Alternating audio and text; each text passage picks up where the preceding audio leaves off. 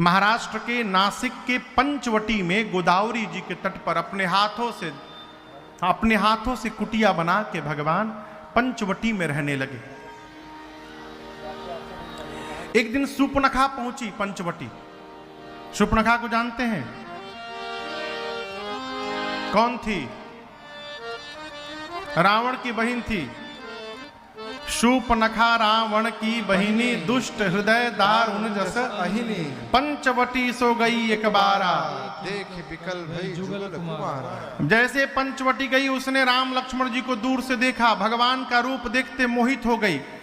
थी राक्षसी लेकिन नकली माया का रूप सुंदर धारण करके भगवान के पास गई और जाकर बोली, 3 लोग 14 भुवन घूम करके यहां पर आई हूं। एक बात बोलूं, मैं कहती हूं 3 लोग 14 भुवन में तुम सम पुरुष नमो सम नारी, तुम सम पुरुष नमो सम नारी। यह संजोग विधि रचा विचारी, यह संजोग विधि रचा विचारी। मम अनुरूप पुरुष जग माही, मम अनुरूप पुरुष जग माही। देखे खोज लोक तिहु नाही, देखे खोज लोक तिहु नाही। ताते अब लगी रहूं कुंवारे, ताते अब लगी रही कुंवारी। मन माना कछु तुम ही निहारी, मन माना कछु तुम ही निहारी। मन माना कछु तुम ही निहारी, मन माना कछु तुम ही निहारी। शूर्पणखा उसका नाम क्यों था मालूम है आप लोग को? हम कहेंगे नहीं, बहुत लोग को बुरा लग जाएगा। कहो, इसलिए कहो, नहीं कहना है ना? ना कहना कि नहीं कह, ढेर लोग खिसिया जाए उसका। हाँ हाँ। शूर्पणखा रावण की बहन राम जी को देखकर नकली चेहरा बनाकर जाकर बोली, 3 लोग 14 भुवन घूम घूम कर आई हूं। न तुम्हारे इतना सुंदर कोई पुरुष दिखाई पड़ा, न कहीं भी मेरी इतनी सुंदर स्त्री मिली है। आज हम तुम आमने सामने आए हैं, आए नहीं हैं, लाए गए हैं। किसने लाया है? ब्रह्मा जी चाहते हम तुम आमने सामने आए। मैं अपने लिए दूल्हा ढूंढ रही हूं घूम घूम के, ऐसा कोई नहीं मिला जहां मेरा मन जाके मान जाए। लेकिन जब से तुमको देखी हूं मेरा मन थोड़ा सा मान गया है। 100% तो तुम भी मेरे लायक नहीं हो, लेकिन कोई बात नहीं है, I will adjust with you. हम काम चला लेंगे।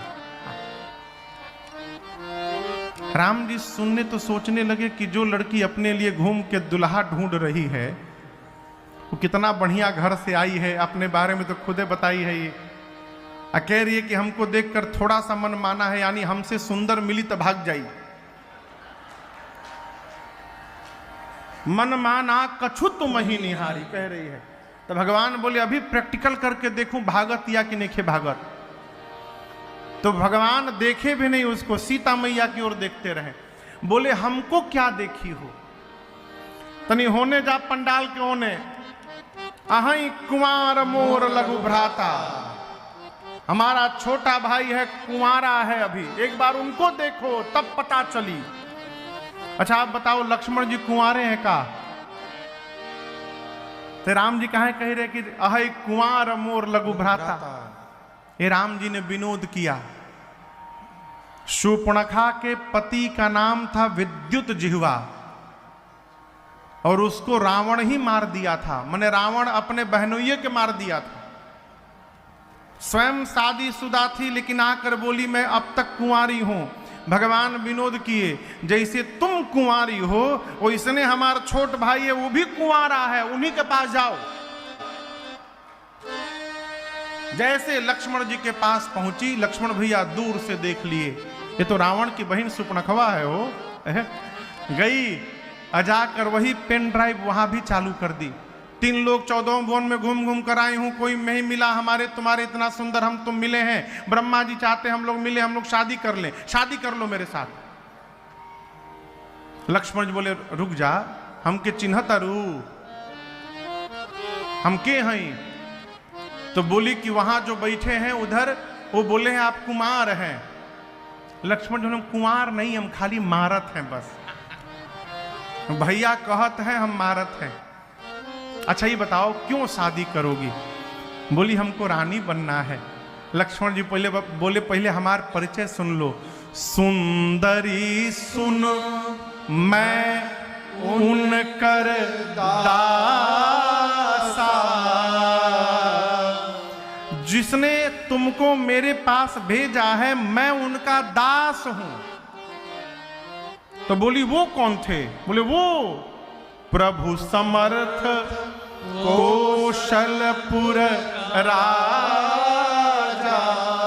वो प्रभु हैं, समर्थवान हैं, कौशलपुर के राजा हैं। वो राजा हैं, ईदास हैं। अब बताओ हमरी संगे बियाह करबू तो दासी बन जेबू, ओइजा करबू तो रानी बन जेबू। तुम्हारा चॉइस है, बोलो क्या बनना है, दासी बनना है कि रानी बनना है? बोली हमको तो रानी बनना है। तो लक्ष्मण बोले खड़ा कहाँ है बड़ू, जाओ उन्हीं जाओ, उधरे जाओ। भेजे राम जी के पास। फिर गई राम जी के पास, जाकर बोली आप तो कही रहे थे कि छोटा भाई है मोर लघु भ्राता, वो तो कही रहे कि वो आपके दास हैं। राम जी बोले पढ़ाया तुम पढ़ ली ना? अरे दास नहीं है, लखनपुरी का सारा डिपार्टमेंट उसी के पास है। लखनपुरी समझते हैं? लखनपुरी अभी जो नखलऊ ने लखनऊ, वहां हरदोई में लखनऊ नहीं बोलते, नकलऊ बोलते हैं, हरदोई। अभी जो लखनऊ है उसका नाम पहले लखनपुरी था। तो मुगल सराय पंडित दीनदयाल उपाध्याय हो ही गया, हो गया ना। फैजाबाद अयोध्या हो ही गया, अयोध्या कैंट के धाम अयोध्या। अच्छा देखा लखनऊ कहिया ले रहत है। बाबा तो बैठले हैं बदले बदे, ढेर दिन लखनऊ नाम नहीं रहेगा। योगी जी हैं यहो बदली बहुत जल्दी, लखनऊ से लखनपुरी हुई है। राम जी बोले लखनपुरी का भार उन्हीं के पास है, छोटे भाई हैं हमार। जाओ जाओ उधरे जाओ। जैसे राम जी भेजे लक्ष्मण जी के पास, लक्ष्मण जी भेजे राम जी के पास, राम जी लक्ष्मण जी के पास। सुपनखवा को पेंडुलम बना दिए दोनों भाई मिलकर, कबो इधर कबो इधर। जैसे गई लक्ष्मण जी के पास, बोली हमको आप ही से शादी करना है। लक्ष्मण जी है ना आवा, है ना, पहले ढेर ब्याह करके मन करता ना। अपना चेहरा देखिए, हो तुम्हारा वर्ण वही करेगा जो लज्जा को तिनके के समान त्याग करके बैठा है। इतना अपमान कहा बर्दाश्त करती सूर्पणखा। विकराल रूप धारण कर लिया उसने, विकराल रूप धारण करके दौड़ी सीता मैया की ओर। राम जी सूर्पणखा को आते देखे, लक्ष्मण भैया को इशारा किए, भाई काट दो। का काट दो? खाली नाक नहीं, लक्ष्मण अति लाघव सो नाक कान बिनु की, ताके कर रावण कहा मनो। लक्ष्मण भैया तुरंत उसका दोनों कान और नाक काट के उसके हाथ पे रख दिए। कहे दो ठे कान तोहार, एक ठे नाक, मिला लो बराबर बाकी ना। एक कथा में हो गया 3-4 साल, एक कथा में एक श्रोता ने प्रश्न किया कि महाराज लक्ष्मण जी सूर्पणखा के नाक कान को तलवार से काटे थे कि चाकू से? श्रोता भी अद्भुत हो। हम के भैया जब काटे थे तो हम वहां थे नहीं कि हम देखे हो। गोस्वामी जी बस लिखे काटे हैं। अब लक्ष्मण जी चाकू से रेत के काटे कि तलवार से भांज के काटे कि तीर चला के काटे, लक्ष्मण जी जाने, अजय के कटाई बाबू जाने। आप केवल इतना मान के रखिए कि उसके नाक कान को काट दिया। कान क्यों कटवाया? दोनों कान केवल बोलती थी, सुनती नहीं थी। राम जी सोचे जब सुनने का काम ही नहीं इसके पास, तो ये टोपा नियर कान लेके क्यों घूम रही है, काटो कान इसका। और नाक क्यों क्यों कटवाई? आकर बोली कि 3 लोक में मेरे से सुंदर कोई है ही नहीं। भगवान बोले तुरंत नाक काट के इसको कुरूप बनाओ। हाँ। देखिए कुल ही सुंदरता नकिए पर है। नाक जैसे डिस्टर्ब हुआ पूरी सुंदरता बिगड़ जाएगी। चेहरा कितनो गोर हो, नकिए चापूट हो जाए, नकिया टेढ़ हो जाए, नकिया उठ जाए, पूरी सुंदरता चली जाती है। मूर्तिकार जब मूर्ति बनाता है तो चेला लोग सब बना लेते हैं, लेकिन जब आंख और नाक बनाने की बारी आती है तो जो मुख्य गुरु जी होते हैं वही जाकर के बनाते हैं। नाक सुंदरता का मूल है। कहते हैं ना कि लड़की देख कर आए शादी ब्याह के लिए तो घरवा के लोग पूछे का हो लड़किया के नाक नक्शा सब ठीक ठाक है ना? चेहरा के नक्शा नहीं पूछल जाते, नाक के नक्शा। भगवान ने इशारा किया, लक्ष्मण जी ने सूर्पणखा का नाक कान काटा, हाथ पे रखा और कहा रावण को देकर कहना लक्ष्मण ने चुनौती भेजी है। गई खरदूषण के पास, खरदूषण आए राम जी के पास। भगवान ने ऐसी माया रची, आपस में ही खरदूषण लड़के मर गए। जब खरदूषण मर गए तब सूर्पणखा गई, जाकर रावण पर बरस पड़ी, बोली दिन रात मदिरा पीकर तुम सोते हो रावण, नाक से झरझर खून बह रहा है। तुमको पता है तुम्हारा शत्रु तुम्हारे सिर पे नाच रहा है। तुम अपने शत्रु को छोटा समझते हो। जीवन में शत्रु को, रोग को, पाप को, अग्नि को, सांप को कभी छोटा समझने का अपराध मत करना। रावण कहा प्रवचन बाद में देना। नाक कान कहां कटवा के चली आई। बोली 2 राजकुमार हैं, राम लक्ष्मण। राम के कहने पर लक्ष्मण ने काटा है। उनके साथ एक बड़ी सुंदर स्त्री है सीता। रावण बोला मेरे पास क्यों आई? खरदूषण के पास जाना चाहिए था। बोली गई थी, दोनों मर गए। रावण सुना खरदूषण मर गए। यहां दर्शन करिए, खरदूषण की मृत्यु की सूचना मिलते रावण कांप गया।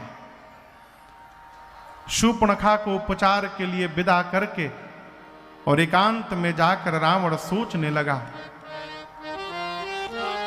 कि खरदूषण मोहि सम बलवंता, तिनहि कुमारई बीनु भगवंता। रावण मन में सोचता है कि जितना बल मेरे में है उतना ही बल खरदूषण में था। बिना भगवान के ये मरने वाले नहीं थे। खरदूषण मर गए, इसका एक ही अर्थ है कि धरती पर भगवान ने अवतार ले लिया है। अब रावण सोचने लगा यदि भगवान आ गए हैं तो मुझे भी मुक्त होना है, भजन करूं क्या? लेकिन फिर सोचता है मेरा तामसी शरीर है, मैं चाह कर भी भजन में मेरा मन लगने वाला नहीं है। भजन नहीं कर पाऊंगा तो उद्धार कैसे होगा? अंत में रावण ने निर्णय किया कोई बात नहीं, भजन नहीं कर सकता हूं तो क्या हुआ, मैं राम से युद्ध करूंगा और युद्ध करके प्राण का त्याग करके मुक्ति प्राप्त कर लूंगा भगवान के हाथ में। ऐसा मन में संकल्प करके चला मारीच के पास। इधर एक भीतर की बीच की कथा। लक्ष्मण गए बनही जब लेन मूल फल कंद, जनक सुतासन बोले बिहासी कृपा सुख वृंद। लक्ष्मण जी एक बार कंद मूल फल लेने के लिए कहीं गए तो पंचवटी के आश्रम में सीताराम जी एकांत में मिले। राम जी ने सीता जी से कहा सुनहु प्रिया व्रत रुचिर सुशीला, मैं कछु कर भी ललित नर लीला। अब मैं लीला प्रारंभ करना चाहता हूं। राम जी और सीता जी आपस में मंत्रणा करने लगे। राम जी ने कहा, सीता जी मैं रावण को यहां मारने आया हूं, परंतु रावण ने अब तक मेरे प्रति कोई अपराध नहीं किया।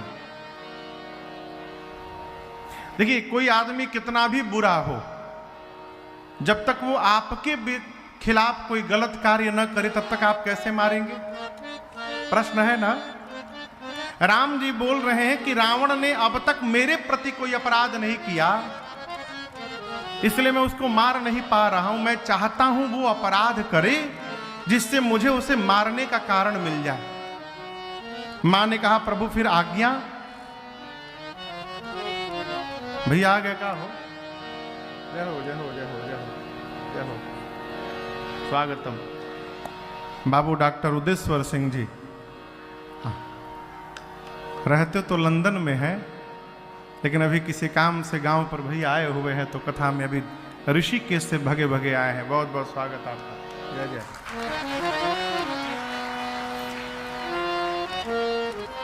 राम जी कहते हैं, सीता जी रावण की क्षमता नहीं है कि आपको स्पर्श कर सके।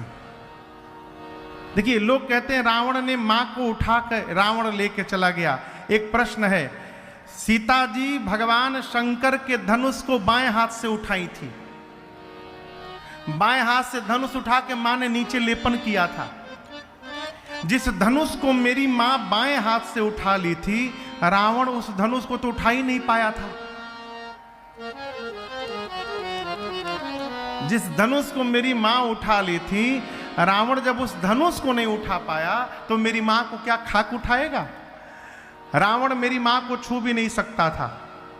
मेरी मां परम सती हैं और भगवान जानते हैं जब तक सीता जी को लेकर नहीं जाएगा तब तक मुझे मारने का कारण नहीं मिलेगा।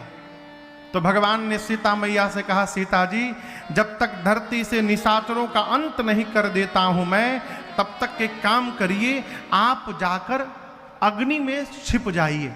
तुम पावक महु करहु निवासा।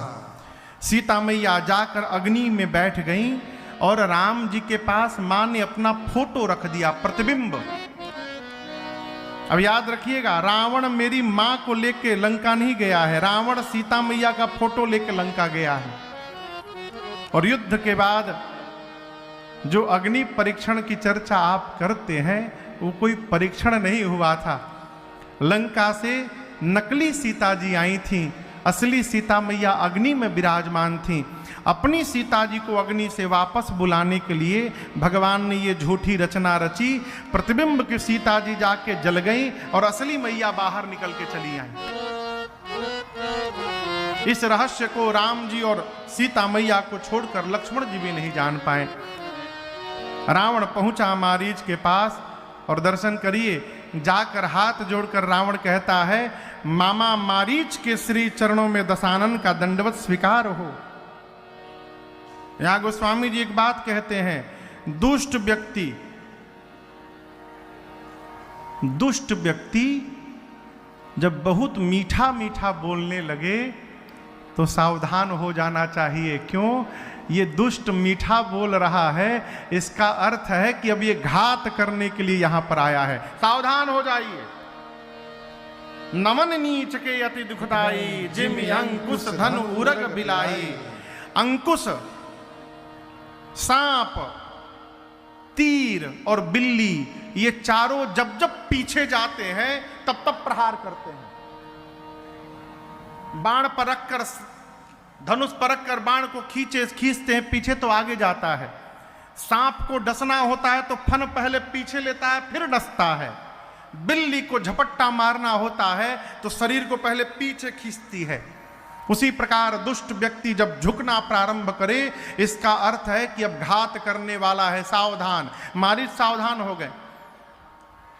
रावण ने कहा, चलिए सोने का हिरण बनिए, राम की पत्नी सीता का हरण करना है। मारीच ने कहा, दिमाग ठीक बात है। जिस राम ने बिना फर का बाण मुझे मारा, मैं 100 योजन दूर आकर गिरा हूं समुद्र के। जिस राम ने ताड़का को मार दिया, जिस राम ने सुबाहु को मार दिया, जिस राम ने खरदूषण को मार दिया, उस राम को तुम मनुष्य समझते हो। रावण, राम ब्रह्म है, शरण में चलो उद्धार होगा। रावण बोला प्रवचन न सुनाओ, मैं कह रहा हूं सोने का हिरण बन के चलो, चलते हो कि नहीं चलते हो ये बताओ बस। मारीच ने कहा पिछली बार गया था तो बिना फर का बाण मारे थे तो बच गया था, अब की बार यदि राम के सामने चला गया तो राम पक्का मार देंगे मुझे। रावण बोला ना बोलो एक बार, ना बोलो मैं अभी मार दूंगा। जाओगे तो राम बाद में मारेंगे, ना बोलो मैं अभी मार के जाऊंगा तुमको। मारीच देखा ये तो दोनों प्रकार से मृत्यु आ गई, जाएंगे तो रघुनाथ जी मारेंगे, नहीं जाऊंगा तो ये पापी मारेगा। बहुत विचार करने के बाद निर्णय किए यदि मरना ही है तो इस पापी के हाथ से क्यों मरा जाए, चल करके भगवान के हाथों मरा जाए, कम से कम उद्धार तो होगा जीवन का। मारीच चल पड़े, सोने का मृग बन करके चल पड़े और आश्रम के बाहर मारीच घूमने लगा स्वर्ण मृग बन करके। सीता मैया ने देखा और प्रभु से उस मृग के चर्म को मांगा। क्यों आया है? इसी कारण आया है। अरे कंचन मृग बन कर आया, कौन आया? कंचन मृग बन कर आया, सिया का अपहरण कराने। देखो माया का मारीच चला, मायापति को भटकाने। माया का मारीच चला, मायापति को भटकाने। कंचन मृग बन कर आया, कंचन मृग बन कर आया, सिया का अपहरण कराने।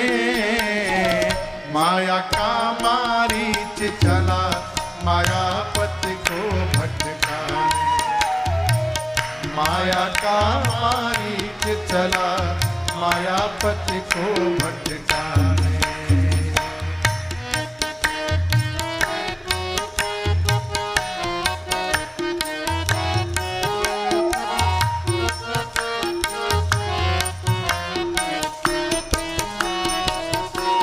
हम लोग कहीं जाते हैं बाहर घूमने के लिए तो वहां से कोई चिन्ह लेके आते हैं, उसको क्या कहते हैं भैया? सुवेनियर कहते हैं। सुवेनियर, सुवेनियर चिन्ह। अमुक स्थान पर गए थे, सीता मैया राम जी से कहती हैं, सीता बोली वो देखे स्वामी जी मृग कंचन का, लाए चरम निशान रहेगा 14 वर्ष गमन का। सीता बोली वो देखे स्वामी जी मृग कंचन का, लाए चरम निशान रहेगा 14 वर्ष गमन का।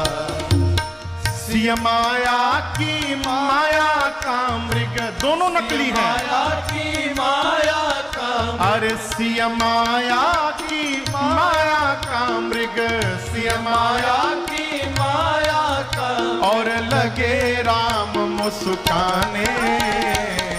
माया का मारीच चला, मायापति को भटकाने।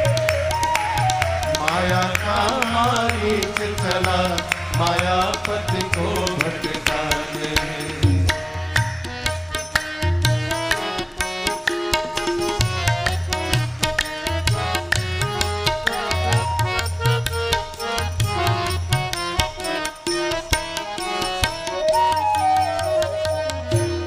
कल्पना करिए यदि वो हिरण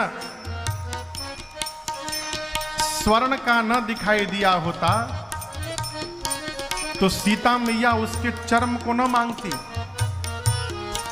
साधक कहता है ये जो सोना है ना, यही असली माया है।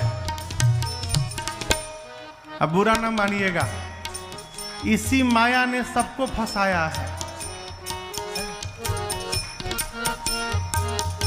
इस माया के आगे चेला गुरु जी को नहीं पूछ रहा है, बेटा बाप को नहीं देख रहा। इस माया के आगे सोना होना चाहिए, लेकिन सोना इतना ना हो जाए कि जीवन से रात का सोना समाप्त हो जाए। साधक कहता है, माया सोना है इसके आगे यह जगत खिलौना, कितने लोगों को जीवन भर सोने दिया न सोना। माया सोना है इसके आगे यह जगत खिलौना, कितने लोगों को जीवन भर सोने दिया न सोना। राम चले सोने के पीछे, राम चले सोने के पीछे, हम सबको समझाने। माया का मारीच चला मायापति को भटकाने। माया का मारीच चला मायापति को भटकाने। कंचन मृग बन कर आया, कंचन मृग बन कर आया, सिया का अपहरण कराने। माया का मारीच चला मायापति को भटकाने। माया का मारीच चला मायापति को भटकाने। माया का मारीच चला मायापति को भटकाने।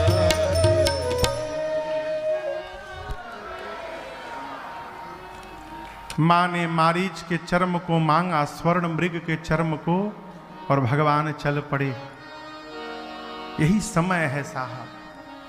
देखिए, समय कब करवट ले ले कोई पता नहीं है, अरे कब वक्त क्या करेगा कोई समझ न पाया। देखा सिया ने वन में एक कंचन मृगा है आया, कब वक्त क्या करेगा कोई समझ न पाया। माया की स्वयं सीता, माया का ये हिरण है। मारीच वध के आगे वैदेही का हरण है। ये सोच कर हिरण को, ये सोच कर हिरण को श्री राम ने गिराया, कब वक्त क्या करेगा कोई समझ न पाया। मारीच मरते मरते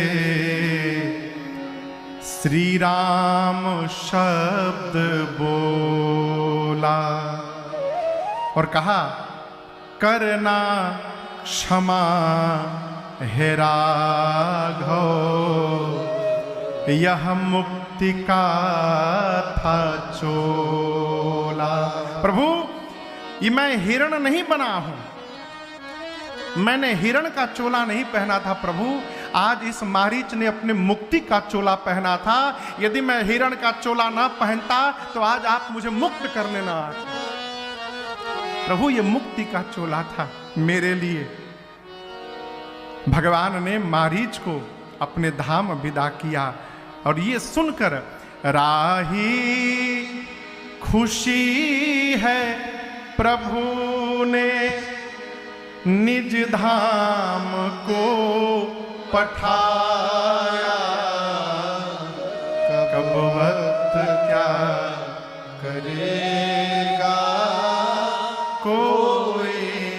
समझ न पाए। बहुत दूर जाकर भगवान ने मारीच को बाण मारा। बाण लगते मारीच के मुख से अनायास निकला, हे लक्ष्मण।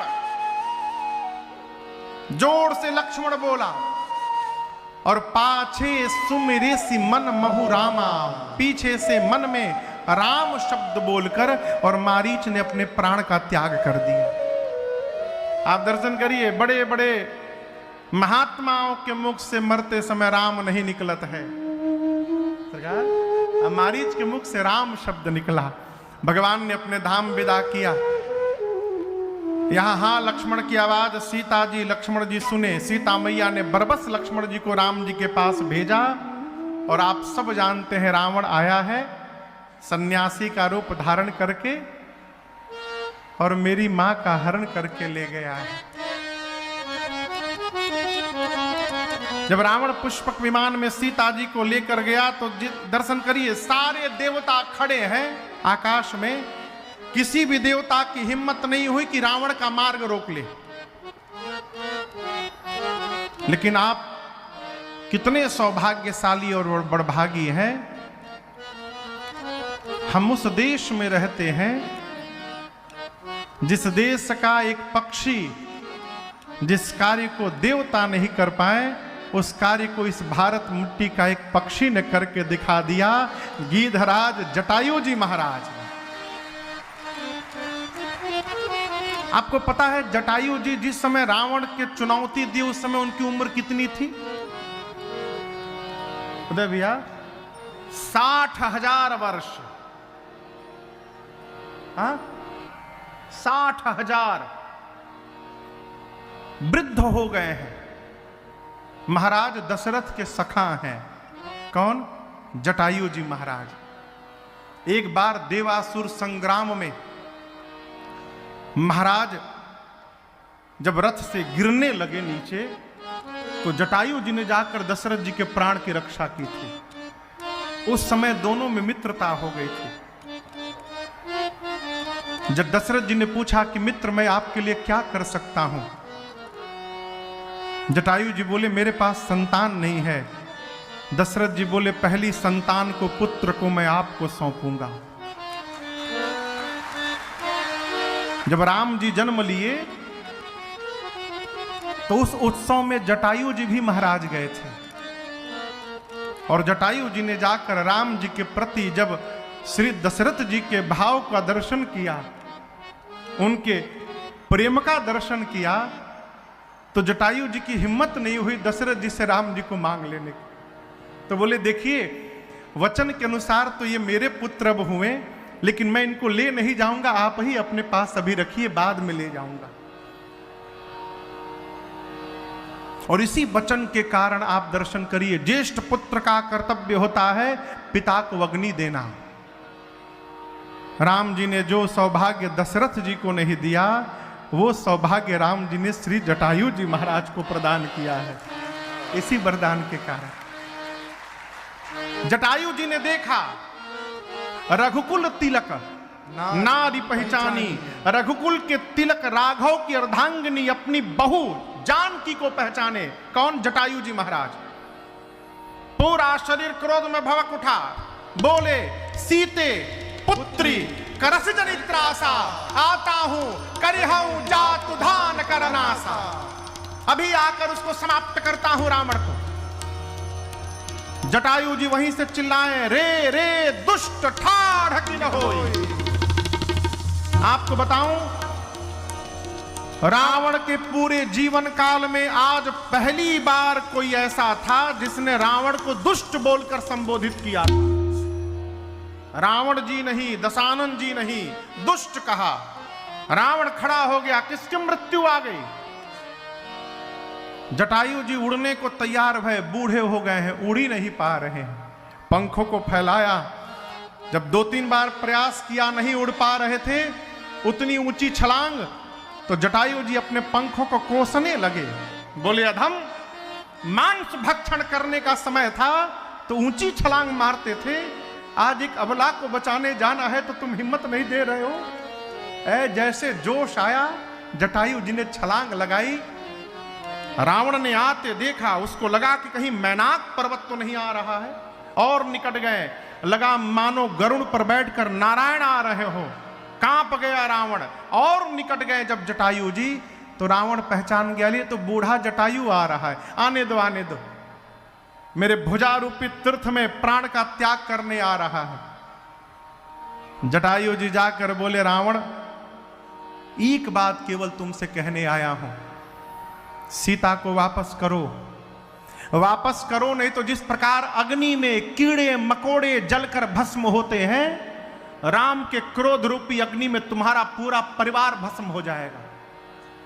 जब रावण नहीं सुना तो गोस्वामी जी कहते हैं, जटायु जी ने चोंच से चोंचन मारी बिदरिस दे, इतना मारा रावण को चोंच से जटायु जी ने, दंड एक भई मूर्छाते ही, एक दंड यानी 24 मिनट के लिए पुष्पक विमान पर रावण बेहोश होकर गिर गया। एक दंड के लिए रावण मूर्छित हो गया। जैसे मूर्छित भया, जटायु जी अपने पंजों से रावण के सिर के बाल को पकड़ के और उठाकर रावण को पुष्पक विमान से नीचे धरती पर पटक दिए, और जाकर के बगल में बैठ गए। किसी ने आकर कहा जटायु जी से, जटायु जी इससे सुंदर अवसर नहीं मिलेगा, ये बेहोश है, इसकी 20 आंख नोच लीजिए, अंधा बना दीजिए इसको। जटायु जी ने कहा कि ये मूर्छित है, मैं भारत का पक्षी हूं, भारत का अर्थ है भा यानी धर्म, रत यानी लगा हुआ। जिस देश का एक एक जीव निरंतर धर्म में लगा रहता है, उस देश का नाम है भारत। मैं भारत का पक्षी हूं। युद्ध में जो मूर्छित हो गया है, युद्ध में जो पीठ दिखाकर भाग रहा है, और युद्ध में जो निहत्था हो गया है, इन तीनों पर प्रहार करना अधर्म की कोटि में आता है।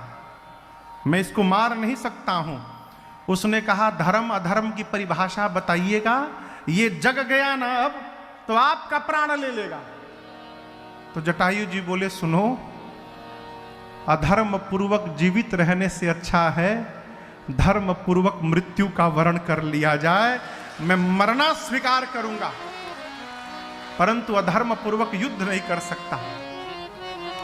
24 मिनट बाद रावण की मूर्छा खुली है, और निकाला चंद्रहास खड्ग, और तुरंत उसने जटायु जी के दोनों पंखों को काट दिया।